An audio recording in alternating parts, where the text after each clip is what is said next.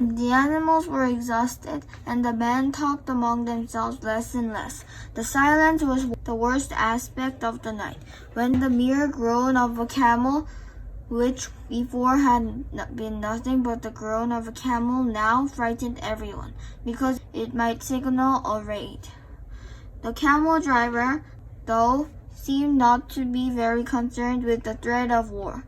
"I'm alive," he said to the boy, as they ate a bunch of dates one night, with no fires and no moon. "When I'm eating, that's all I think about. If I'm on the march, I just concentrate on marching. If I have to fight, it'll be just as good a day to die as any other. Because I don't live in either my past or my future. I'm only interested in the present. If you can concentrate always on the present, you'll be a happy man. You'll see that there is life on the desert, that there are stars in the heavens, and that tribesmen fight because they're part of the human race. Life will be a party for you, and a grand festival, because life is the moment we are living right now." 2 nights later, as he was getting ready to bed down, the boy looked for the star they followed every night. He thought that the horizon was a bit lower than it had been, because he seemed to the stars on the desert itself. "It's the oasis," said the camel driver. "Well, why don't we go there now?" the boy asked. "Because we have to sleep." The boy awoke as the sun rose. There, in front of him, where the small stars had been the night before, was an endless row of date palms, stretching across the entire desert. "We've done it," said the Englishman, who had also awakened early. But the boy was quiet. He was at home with the silence in the desert, and he was content just to look at the trees. He still had a long way to go to reach the pyramids, and someday this morning would just be a memory.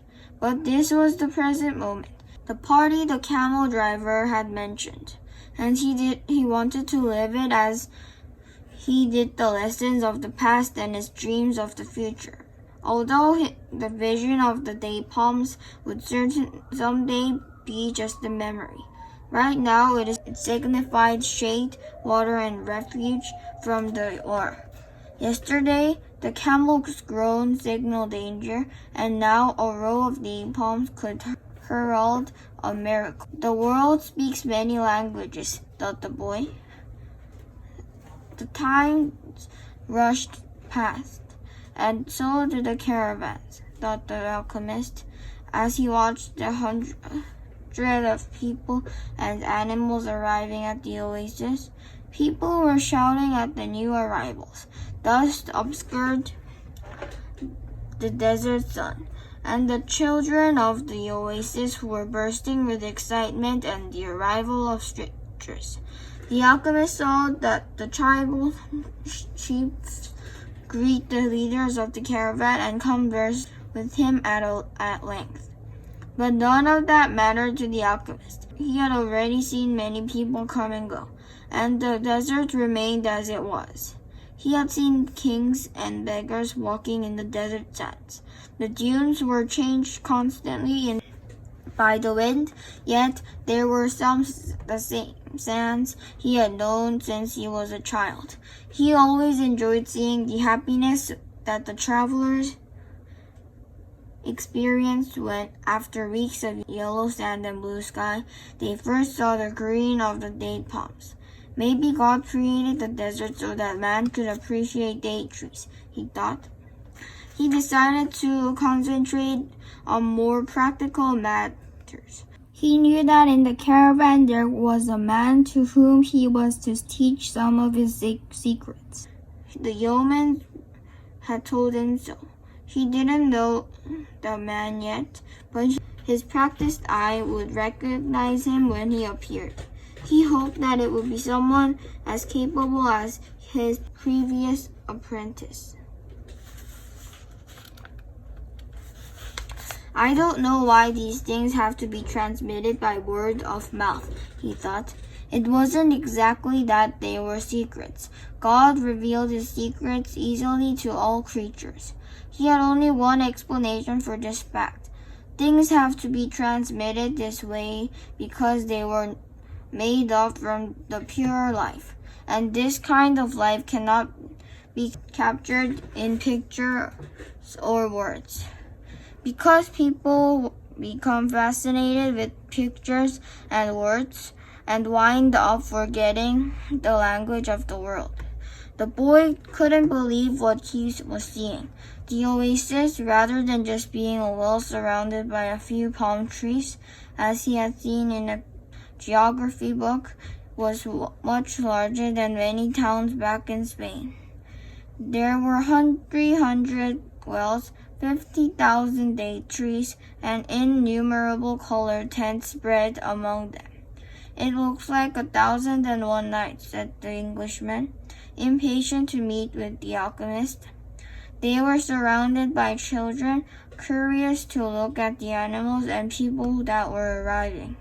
The men of the oasis wanted to know if they had seen any fighting, and the women competed with one another for access to the cloth and precious stones brought by the merchants. The silence of the desert was a distant dream. The travelers in the caravan were talking incessantly, laughing and shouting, as if they had emerged from the spiritual world and found themselves once again in the world of people. They were relieved and happy. They had been taking careful precautions in the desert, but the camel driver explained to the boy that oases were always considered to be neutral territories because the majority of the inhabitants were women and children. There were oases throughout the desert, but the tribesmen fought in the desert, leaving the oases as places of refuge. With some difficulty, the leader of the caravan brought all his people together and gave them his instructions. The group began to remain there at the oasis until the conflict between the tribes was over. Since they were visitors, they would have to share a living space with those who lived there, and would be given the best accommodations. That was the law of hospitality. Then he asked that everyone, including his own sentinels, hand over their arms to the men appointed by the tribal chiefs. Those are the rules of war, the leader explained. The oasis may not shelter armies or troops. To the boy's surprise, the Englishman took out a chrome-plated revolver out of his bag and gave it to the men who were collecting the arms. Why a revolver? He asked. It helped me to trust in people, the Englishman answered. Meanwhile, the boy thought about his treasure. The closer he got to the realization of his dream, the more difficult things became. It seemed as if what the old king had called beginner's luck were no longer functioning. In his pursuit of the dream, he was being constantly subjected to tests of his persistence and courage, so he could not be hasty nor impatient. If he pushed forward impulsively, he would fail to see the signs and omens left by God along his path. God placed them along my path. He had surprised himself with that thought. Until then, he had considered the omens to be things of this world, like eating or sleeping, or like seeking love or finding a job. He had never thought of them in terms of a language used by God to indicate what he should do. Don't be impatient, he repeated to himself. It's like the camel driver said. Eat when it's time to eat and move along when it's time to move along. That first day, everyone slept from exhaustion, including the Englishman. The boy was assigned a place far from his friend, in a tent with 5 other young men about his age. They're people of the desert and clamored to hear his stories about the great cities. The boy told them about his life as a shepherd and was about to tell them of his experiences at the crystal shop when the Englishman came into the tent. "I've been looking for you all morning," he said as he led the boy outside. "I need you to help me find where the alchemist lives." First, they tried to find him on their own. An alchemist would probably live in a manner that was different from that of the rest of the people in the oasis. It was likely that his tent and oven was continuously burning. They searched everywhere and found that the oasis was much larger than they could have imagined. There were hundreds of tents. "We've wasted almost the entire day," said the Englishman, sitting down with the boy near one of the wells. "Maybe we'd better ask someone," the boy suggested. The Englishman didn't want to tell others about his reason for being at the oasis, and he couldn't make up his mind. But finally he agreed that the boy, who spoke better Arabic than he, should do so. The boy approached the woman who had come to the well to fill a goat skin with water. "Good afternoon, ma'am. I'm trying to find out where the alchemist lives here at the oasis." The woman said she'd never heard of such a person and hurried away. But before she fled, she advised the boy that he had better not try to converse with the women who were dressed in black because they were married, and he should respect tradition. The Englishman was disappointed. It seemed he had made the long journey for nothing. The boy was also saddened. His friend was in pursuit of his personal legend, and when someone was in such pursuit, the entire universe made an effort to help him succeed. That's what the old king had said. He couldn't have been wrong.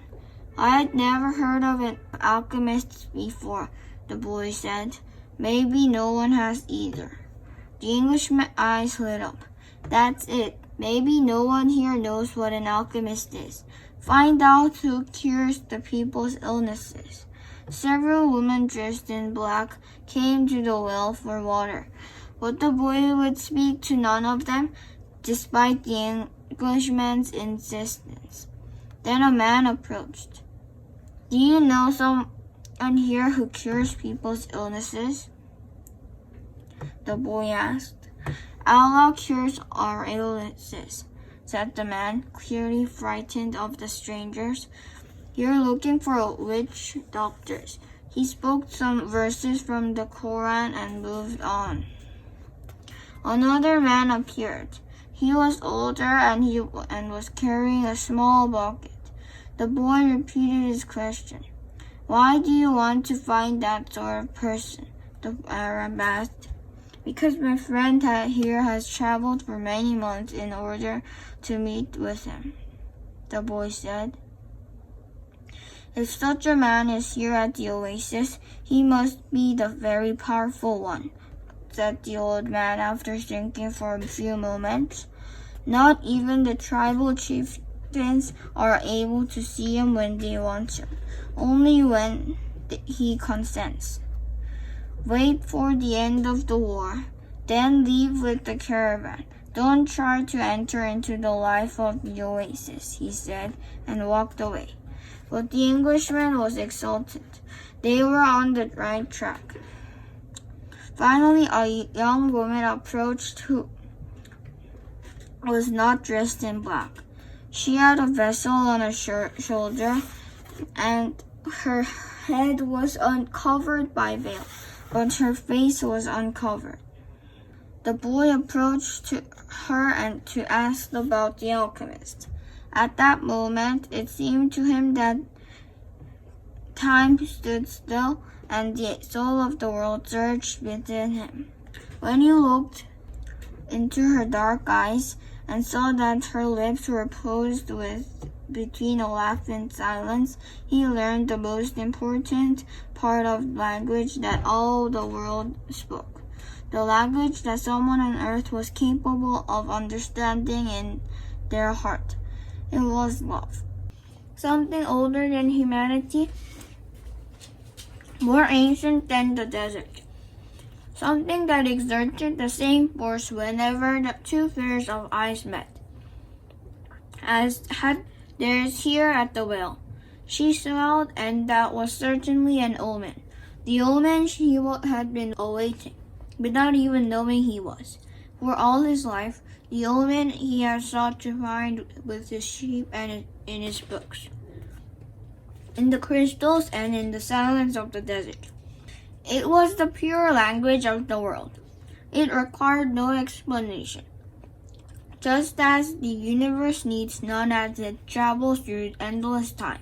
What the boy felt at that moment was that he was in the presence of the only woman in his life, and that, with no need for words, she recognized the same thing. He was more certain of it than of anything in the world. He had been told by his parents and grandparents that he must fall in love and really know a person before becoming committed. But maybe people who felt that way could never learn the universal language, because when you know that language, it's easy to understand that somewhere in the world awaits you, whether it's in the middle of the desert or in some great city. And when the two such people encounter each other and their eyes meet, the past and the future becomes unimportant. There's only that moment and the incredible certainty that everything is under the sun has been written by one hand only. It is the hand that evokes love and creates a twin soul for every person in the world. Without such love, one's dream would have no meaning. Backed up, thought the boy. The Englishman shook the boy. Come on, ask her. The boy stepped closer to the girl, and when she smiled, he did the same. What's your name? He asked. Fatima, the girl said, averting her eyes. That's what some women in my country are called. It's the name of the Prophet's daughter, Fatima said. The invaders carried the name everywhere. The beautiful girl spoke of the invaders with pride. The Englishman prodded him, and the boy asked about the man who cured people's illnesses. That's the man who knows all the secrets of the world, she said. He communicates with the genies of the desert. The genies were spirits of good and evil, and the girl pointed to the south, indicating that it was there the strange man lived. Then she filled her vessel with water and left. The Englishman vanished too, gone to find the alchemist. And the boy sat there waiting for a long time, remembering that one day in Tarfa, the lavender had brought to him the perfume of that woman, and realizing that he loved her before he even knew she existed. He knew that his love for her would enable him to discover every treasure in the world. The next day, the boy returned to the well, hoping to see the girl. To his surprise, the Englishman was there looking out the desert. I waited all afternoon and evening, he said. He appeared with the first stars of evening. I told him what I was seeking, and he asked me if I had ever transformed lead into gold. I told him that was what I had come here to learn. He told me I should try to do so. That's all he said. Go and try. The boy didn't say anything. The poor Englishman had traveled all this way, only to be told that he should repeat what he has already done so many times. So, then try, he said to the Englishman. That's what I'm going to do. I'm going to start now. As the Englishman left, Fatima arrived and filled her vessel with water. I came to tell you just one thing, the boy said. I want you to be my life. I love you. The girl dropped the container, and the water spilled. I'm going to wait here for you every day. I have crossed the desert in search of a treasure that is somewhere near the pyramids, and for me the world seemed a curse, but now it's a blessing because it brought me to you. The war is going to end someday, the girl said. The boy looked around at the date palms. He reminded himself that he had been a shepherd, and that he could be a shepherd again. Fatima was more important than his treasure. The tribesmen are always in search of treasure, the girl said, as if she had guessed what he was thinking. And the women of the desert are proud of the tribesmen. She filled her vessel and left. The boy went to the well every day to meet with Fatima. He told her about his life as a shepherd, about the king, and about the crystal shop. They became friends, and except for the 15 minutes he spent with her, each day seemed that it would never pass. When he had been at the oasis for almost a month, the leader of the caravan called for a meeting of all people traveling with him. We don't know when the journey will end, so we can't continue our journey, he said. The battle may last a long time, perhaps even years. There are powerful forces on both sides, and the war is important to both armies. It's not a battle of good against evil. It's between forces that are fighting for the balance of power. And when the battle begins, it lasts longer than others, because Allah is on both sides. The people went back to where they were living. And the boy went with Fatima that afternoon. He told her about the morning's meeting. The day after we met, Fatima said, you told me that you loved me. And then you taught me something of the universal language and the soul of the world. Because of that, I have become a part of it. The boy listened to the sound of her voice and thought it to be more beautiful than the sound of the wind in the date palms. I have been waiting for you here at the oasis for a long time. I have forgotten about my past, about my traditions, and the way in which men of the desert expect women to behave. Ever since I was a child, I have dreamed that the desert would bring me a wonderful present. Now my present has arrived, and it's you. The boy wanted to take her hand, but Fatima's hands held to the handles of her jug.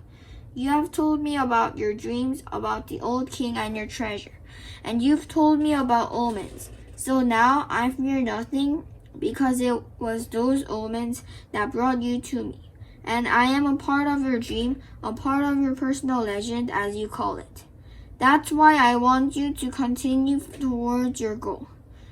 If you have to wait until the war is over, then wait. But if you have to go before then, go up in pursuit of your dream.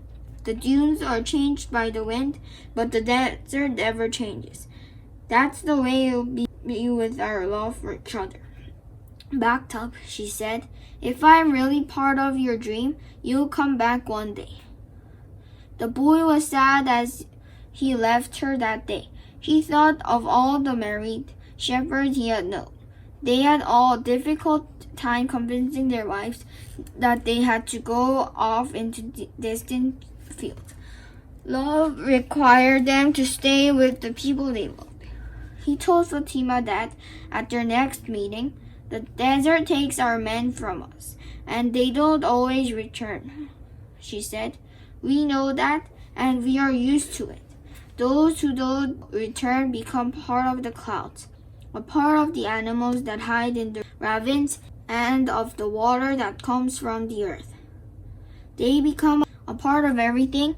They become the soul of the world.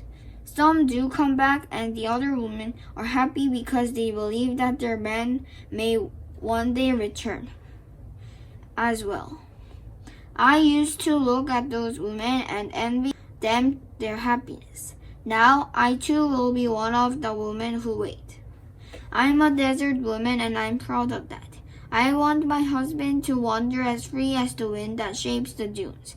And if I have to, I'll accept the fact that he has become the part of the clouds and the animals and the water of the desert. The boy went to look for the Englishman. He wanted to tell him about Fatima.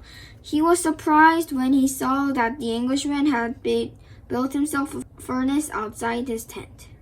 It was a strange furnace, fueled by firewood with a transparent flask heating on top. As the Englishman stared out at the desert, his eyes seemed to be brighter than they had when he was reading his books. "This is the first phase of the job," he said. "I have to separate out the sulfur. To do that successfully, I must have no fear of failure. It was my fear of failure that first kept me from attempting the masterwork. Now, I am beginning what I could have started 10 years ago, but I'm happy at least I didn't wait 20 years. He continued to feed the fire, and the boy stayed on until the desert turned pink in the setting sun. He felt the urge to go out into the desert, to see if the silence held the answer to his questions. He wandered for a while, keeping the date palms of the oasis within sight. He listened to the wind and felt the stones beneath his feet. Here and there, he found a shell and realized that the desert, in remote times, had been a sea. He sat on a stone and allowed himself to become hypnotized by the horizon. He tried to deal with the concept of love as distant from possession and couldn't separate them. But Fatima was a woman of the desert, and if anything could help him to understand, it was the desert. As he looked there thinking, he sensed movement above him. Looking at the sky, he saw a pair of hawks flying high in the sky. He watched the hawks as they drifted on the wind. Although their flight appeared to have no pattern, it made a certain kind of sense to the boy. It was just that he couldn't grasp what it meant. He followed the movement of the birds, trying to read something into it. Maybe these desert birds could explain to him the meaning of love without ownership. He felt sleepy. In his heart, he wanted to remain awake, but he also wanted to sleep. I am learning the language of the world, and everything in the world is beginning to make sense to me. Even the flight of the hawks, he said to himself. And in that mood, he was grateful to be in love. When you are in love, things make even more sense, he thought. Suddenly, one of the hawks made a dashing dive through the sky, attacking the other. As it did so, a sudden fleeting image came to the boy. An army with its swords at the ready riding into the oasis. The vision vanished immediately, but it had shaken him. He had heard people speak of mirages and had certainly seen some himself.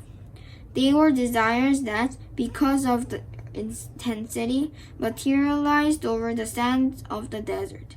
But he certainly didn't desire that an army invade the oasis. He wanted to forget about the vision and return to his meditation. He tried again to concentrate on the pink shades of the desert and its stones. But there was something there in his heart that wouldn't allow him to do so. Always heed the omens, the old king had said. The boy recalled what he had seen in the vision, and sensed that it was actually going to occur. He rose and made his way back towards the palm trees. Once again, he perceived the many languages in the things about him. This time, the desert was safe, and it was the oasis that had become dangerous. The camel driver was seated at the base of a palm tree, observing the sunset. He saw the boy appear from the other side of the dunes. An army is coming, the boy said. I had a vision. The desert fills men's heart with visions, the camel driver answered. But the boy told him about the hawks. Then he had been watching their flight and had suddenly felt himself to have plunged to the soul of the world. The camel driver understood what the boy was saying.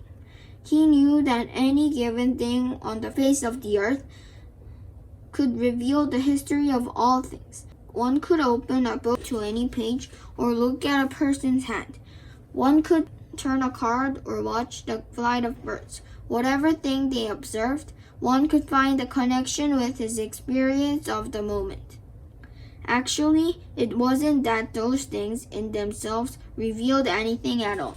It was just that people, looking at what was occurring around them, could find a means of penetration to the soul of the world. The desert was full of men who earned their living based on the ease with which they could penetrate to the soul of the world. They were known as seers, and they were held in fear by women and the elderly. Tribesmen were also wary of consulting them, because it would be impossible to be effective in battle if one knew that he was fated to die.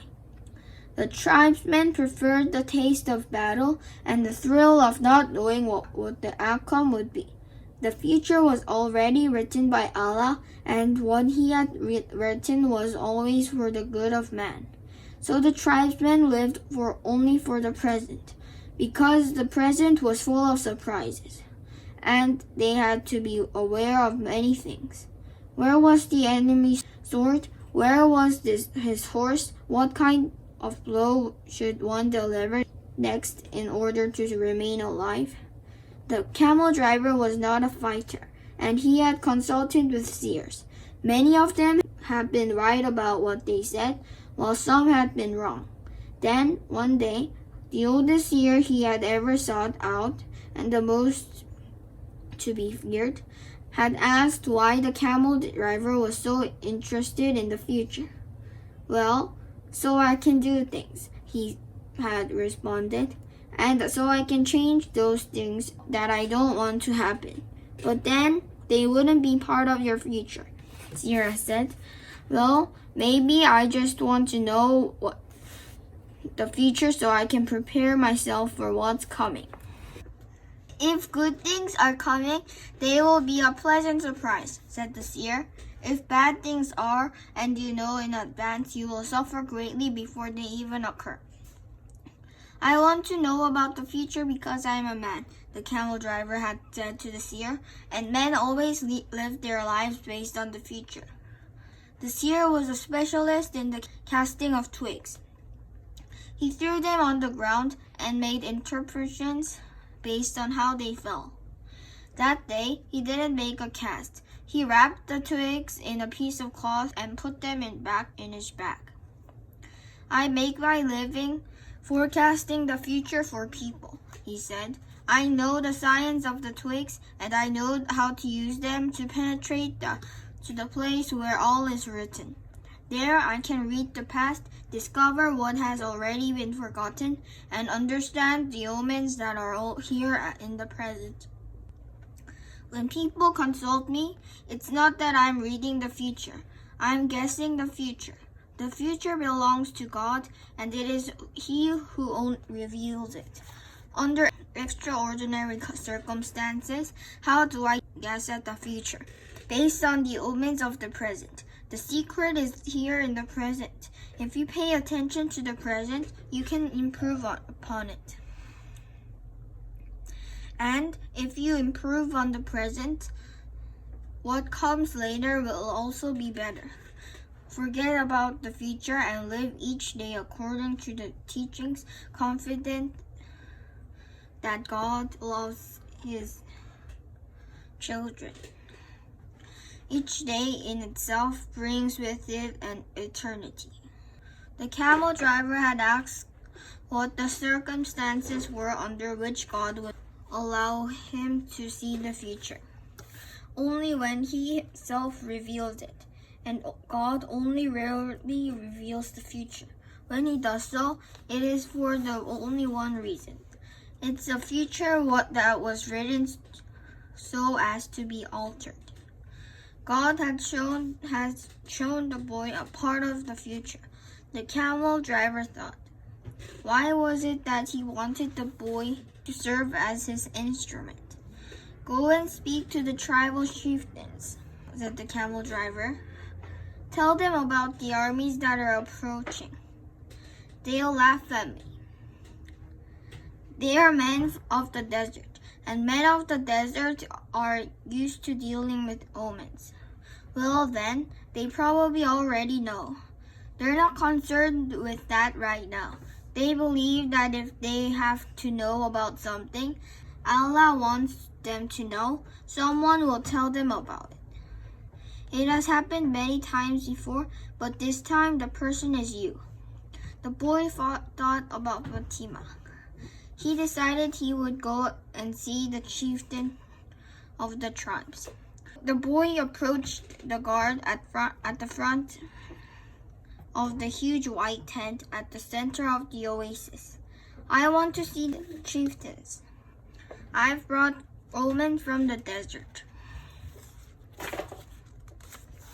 Without responding, the guard entered the tent, where he remained for some time. When he emerged, it was with a young Arab dressed in white and gold. The boy told the younger man what he had seen, and the man asked him to wait there. He disappeared into the tent. Night fell, and an assortment of fighting men and merchants entered and exited the tent. One by one, the campfires were extinguished, and the oasis fell as quiet as the desert. Only the lights in the great tent remained. During all this time, the boy thought about Fatima, and he was still unable to understand his last conversation with her. Finally, after hours of waiting, the guard bade the boy enter. The boy was astonished by what he saw inside. Never could he imagine that there in the middle of the desert, there existed a tent like this one. The ground was covered with the most beautiful carpets he had ever walked upon, and from the top of the structure hung lamps of hand-wrought gold, each with a lighted candle. The tribal chieftains were seated at the back of the tent in a semicircle, resting upon richly embroidered silk cushions. Servants came and went with silver trays laden with spices and tea. Other servants maintained the fire in the hookahs. The atmosphere was suffused with the sweet scent of smoke. There were 8 chieftains, but the boy could see immediately which one of them was the most important. An Arab dressed in white and gold, seated at the center of the semicircle. At his side was the young Arab the boy had spoken with earlier. Who is this stranger who speaks of omens? Asked one of the chieftains, eyeing the boy. It is I, the boy answered, and he told what he had seen. Why would the desert reveal such things to a stranger when it knows that we have been here for generations? Said another of the chieftains. Because my eyes are not yet accustomed to the desert, the boy said. I can see things that are habituated to the desert might not see. And also because I know about the soul of the world, he thought to himself. The oasis is neutral ground. No one attacks an oasis. I can only tell you what I saw. If you don't want to believe me, you don't have to do anything about it. The men fell into animated discussion. They spoke in an Arabic dialect that the boy didn't understand. But when he made to leave, the guard told him to stay. The boy became fearful. The omens told him that something was wrong. He regretted having spoken to the camel driver about what he had seen in the desert.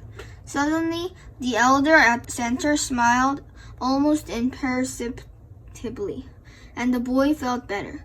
The man hadn't participated in the discussion and, in fact, hadn't said a word up to that point. But the boy was already used to the language of the world, and he could feel the vibrations of peace throughout the tent. Now his intuition was that he had been right in coming. The discussion ended. The chieftains were silent for a few moments as they listened to what the old man was saying. Then he turned to the boy. This time his expression was cold and distant.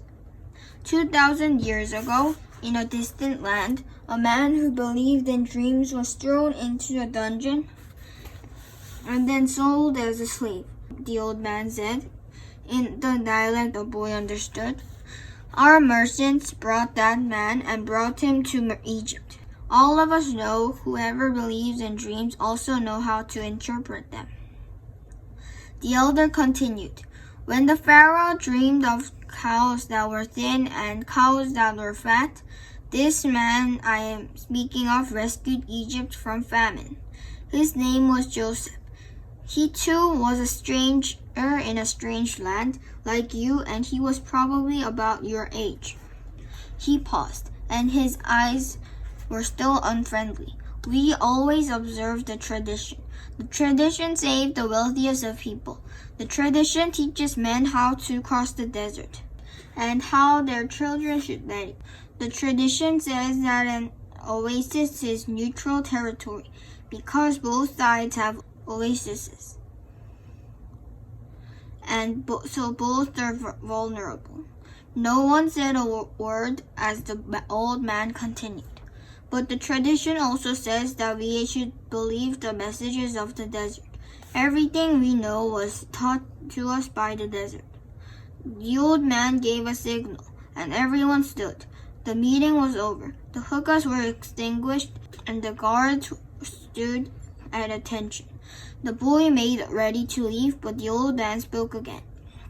Tomorrow, we are going to break the agreement that says that no one in the oasis may carry arms. Throughout the entire day, we will be on the lookout for our enemies. When sun sets, the men will once again surrender their arms to me. For every 10 dead men among our enemies, you will receive a piece of gold. But arms cannot be drawn unless they also go into battle. Arms are as capricious as the desert, and if they are not used, the next time they might not function. If at least one of them hasn't been used by the end of the day tomorrow, one will be used on you. When the boy left his tent, the oasis was illuminated only by the light of the full moon. He was 20 minutes from his tent and began to make his way there. He was alarmed by what had happened. He had succeeded in reaching through the soul of the world, and now the price for having done so might be his life. It was a frightening bet, but he had been making risky bets ever since the day he had stole his sheep to pursue his personal legend. And, as the camel driver had said, to die tomorrow was no worse than dying on any other day. Every day was there to be lived or to mark one's departure from the world. Everything depended on one word, bathtub. Walking along in the silence, he had no regrets. If he died tomorrow, it would be because God was not willing to change the future. He would at least have died after having crossed the strait, after having worked in a crystal shop, after having known the silence of the desert and Fatima's eyes. He had lived every one of his days intensely since he had left home so long ago. If he died tomorrow, he would already have seen more than other shepherds, and he was proud of that. Suddenly, he heard a thundering sound, and he was thrown to the ground by a wind such as he had never known.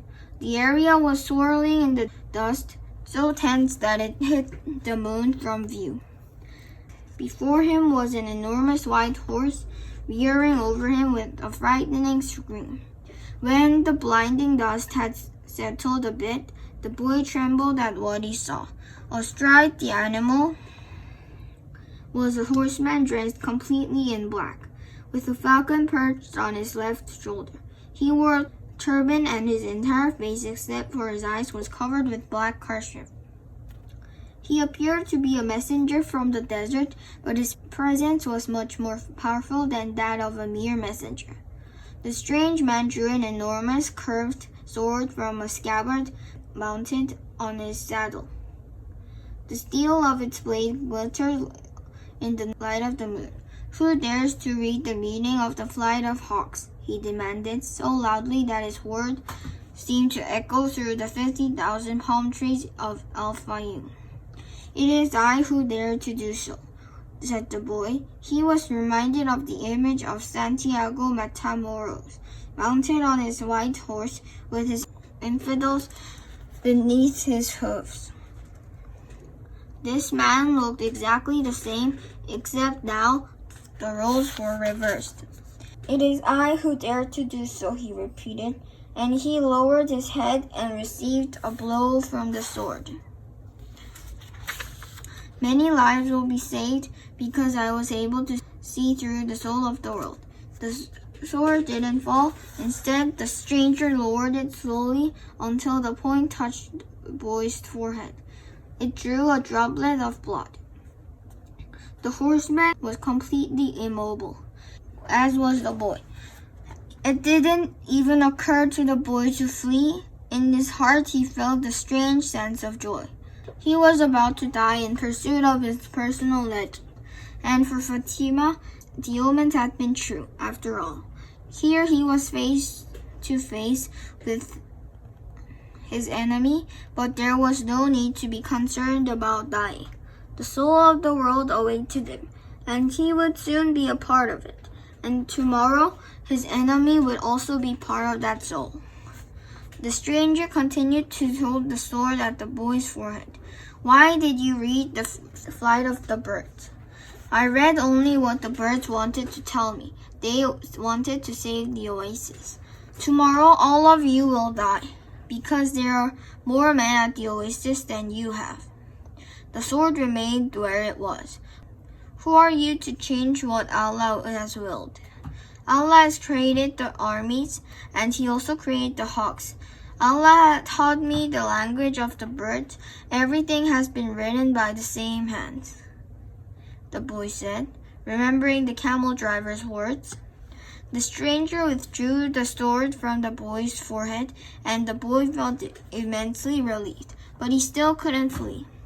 "Be careful with your prognostications," said the stranger. "When something is written, there is no way to change it. All I saw was an army. I didn't see the outcome of the battle." The stranger seemed satisfied with the answer, but he kept the sword in his hand. "What is a stranger doing in a strange land?" "I am following my personal legend. It's not something you would understand." The stranger placed his sword in its scabbard, and the boy relaxed. "I had to test your courage," the stranger said. "Courage is the quality most essential to understanding the language of the world." The boy was surprised. The stranger was speaking of things that very few people knew about. "You must not let up, even after having come so far," he continued. "You must love the desert, but never trust it completely, because the desert tests all men. It challenges every step and kills those who have become distracted." What he said reminded the boy of the old king. "If the warriors come here and your head is still on your shoulders at sunset, come and find me," said the stranger. The same hand that brandished the sword was now held a whip. The horse reared again, raising a cloud of dust. "Where do you live?" shouted the boy as the horseman rode away. The hand with the whip pointed to the south. The boy had met the alchemist. Next morning, there were 2,000 armed men scattered around the palm trees at Al-Fayoum. Before the sun had reached its highest point, 500 tribesmen appeared in the horizon. The mounted troops entered the oasis from the north. It appeared to be a peaceful expedition, but they all carried arms hidden in their robes. But when they reached the white tent at the center of Al-Fayyum, they withdrew their scimitars and rifles, and they attacked an empty tent. The men of the oasis surrounded the horsemen from the desert. Within half an hour, but all but one of the intruders were dead. The children had been kept at the other side of a grove of palm trees and saw nothing of what had happened. The women had remained in their tents, praying up for the safekeeping of their husbands, and saw nothing of the battle either. Were it not for the bodies there on the ground, it would have appeared to be a normal day at the oasis. The only tribesman spared was the commander of the battalion. That afternoon, he was brought before the tribal chieftains. The commander said that his men had been starving and thirsty, exhausted from so many days of battle, and had decided to take on an oasis so as to be able to return to the war. The tribal chieftain said that he felt sorry for the tribesmen, but the tradition was sacred. He condemned the commander to death without honor. Rather than being killed by a blade or a bullet, he was hanged from a dead palm tree, where his body twisted in the desert wind. The tribal chieftain called for the boy and presented him with 50 pieces of gold. He repeated his story about Joseph of Egypt and asked the boy to become the counselor of the oasis. When the sun had set and the first stars made their appearance, the boy started to walk to the south. He eventually sighted a single tent, and a group of Arabs passing by told the boy that it was a place inhabited by genies. But the boy sat down and waited. Not until the moon was high did the alchemist ride into view. He carried 2 dead hawks over his shoulder. "I am here," the boy said. "You shouldn't be here," the alchemist answered. "Or is it your personal legend that brings you here? With the war between the tribes, it's impossible to cross the desert, so I have come here." The alchemist dismounted from his horse and signaled that the boy should enter the tent with him. It was a tent like many at the oasis. The boy looked around for the ovens and other apparatus used in alchemy, but he saw none. There were only some books in a pile, a small cooking stove, and the carpet covered with mysterious designs. "Sit down. We'll have something to drink and eat these hawks," said the alchemist. The boy suspected that they were the same hawks he had seen on the day before, but he said nothing. The alchemist lighted the fire, and soon a delicious aroma filled the tent. It was better than the scent of hookahs. "Why did you want to see me?" the boy asked. "Because of the omens," the alchemist answered. "The wind told me you were coming and that you would need help." "It's not I the wind spoke about. It's the other foreigner, the Englishman. He's the one that's looking for you. He has other things to do first, but he's on the right track. He has begun to try to understand the desert. And what about me? When a person really desires something, all the universe conspires to help that person realizes his dream," said the alchemist, echoing the words of the old king. The boy understood. Another person was there to help him towards his personal legend. "So, you are going to instruct me?" "No, you already know all you need to know. I am only going to point you in the direction of your treasure." "But there's a tribal war," the boy reiterated. "I know what's happening in the desert. I have already found my treasure. I have a camel, I have my money from the crystal shop, and I have 50 gold pieces. In my own country, I would be a rich man." But none of that is from the pyramids, said the alchemist. I also have Fatima. She is a treasure greater than anything else I've won. She wasn't found at the pyramids either. They ate in silence. The alchemist opened the bottle and poured a red liquid into the boy's cup. It was the most delicious wine he had ever tasted. Isn't wine prohibited here? The boy asked. It's not what enters man's mouth that's evil, said the alchemist. It's what comes out of their mouths that is. The alchemist was a bit daunting, but as the boy drank the wine, he relaxed. After they had finished eating, they sat outside the tent under a moon so brilliant that it made the stars pale. Drink and enjoy yourself, said the alchemist, noticing that the boy was feeling happier. Rest well tonight, as if you were a warrior preparing for combat. Remember that wherever your heart is, there you will find your treasure. You've got to find the treasure so that everything you have learned along the way can make sense.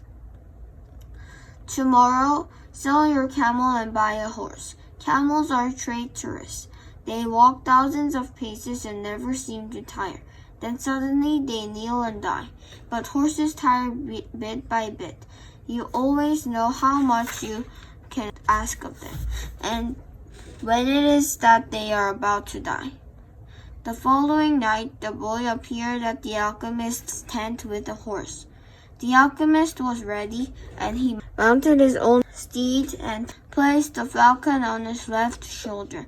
He said to the boy, "Show me where there is life out in the desert. Only those who can see such signs of life are able to find treasure." They began to ride out over the sands, with the full moon lighting their way. I don't know if I'll be able to find life in the desert, the boy thought. I don't know the desert that well yet. He wanted to say so to the alchemist, but he was afraid of the man. They reached the rocky place where the boy had seen the hawks in the sky, but now there was only silence in the wind. I don't know how to find life in the desert, the boy said. I know that there is life here, but I don't know where to look.